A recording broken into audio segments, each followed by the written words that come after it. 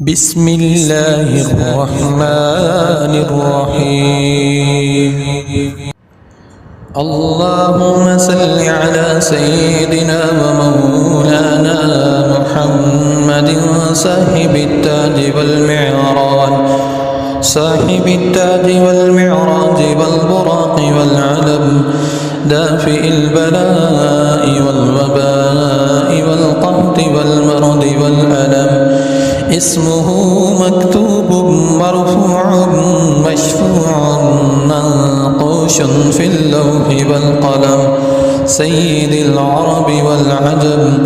جسمه مقدس معطر مطهر منور في البيت والحرم، شمس ضحى بدر الندى صدر العلا نور الهدى كهف الورى مصباح الظلم، جميل الشيم شفيع العمم صاحب الجود والكرم. والله عاصمه وجبريل حادمه والبراق مركبه والمعراج سفره وسدرة المنتهى مقامه، وقاب قوسين مطلوبه والمطلوب مقصوده والمقصود موجوده.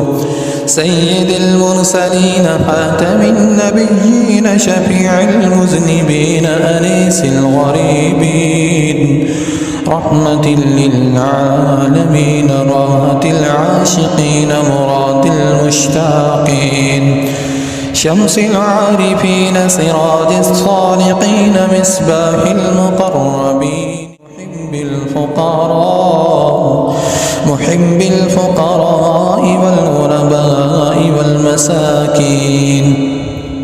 سيد الثقلين نبي الحرمين إمام القبلتين وسيلتنا في الدارين، صاحب قاب قوسين محبوب رب المشرقين ورب المغربين، جند الحسن والحسين مولانا ومولى الثقلين أبي القاسم محمد بن عبد الله، نور من نور الله، نور من نور الله، نور من نور الله.